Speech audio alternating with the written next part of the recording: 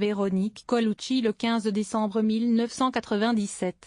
Véronique Colucci le 15 décembre 1997. Véronique Colucci, portrait réalisé en 2007.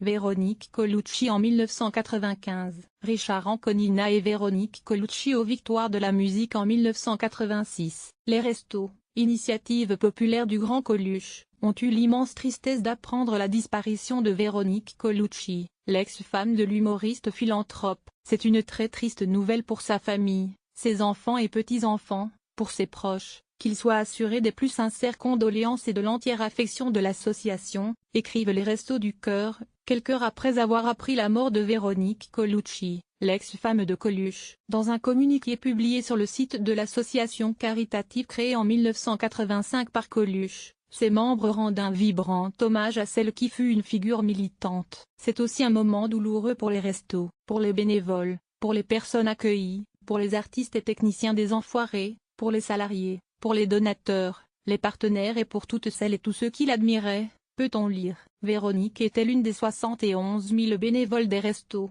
Mais on voudra bien nous pardonner de croire que Véronique était un peu plus qu'une bénévole, par son histoire personnelle avec Michel Colucci évidemment, mais aussi, à la suite de sa disparition, par son rôle essentiel dans la vie des Restos qu'elle a porté et fait grandir pendant plus de 30 ans. Elle s'est investie à des périodes clés, aux fonctions de présidente, alors qu'il y avait plus de coups à prendre que d'honneur à recevoir. Elle a aussi joué un rôle essentiel tout au long de ces dizaines d'années dans les relations avec les Enfoirés. C'est grâce à elle, avec Jean-Jacques Goldman, que ces concerts ont été lancés. Une aventure unique au monde, renouvelée d'année en année, partagée par des artistes totalement désintéressés, pour la cause des plus démunis.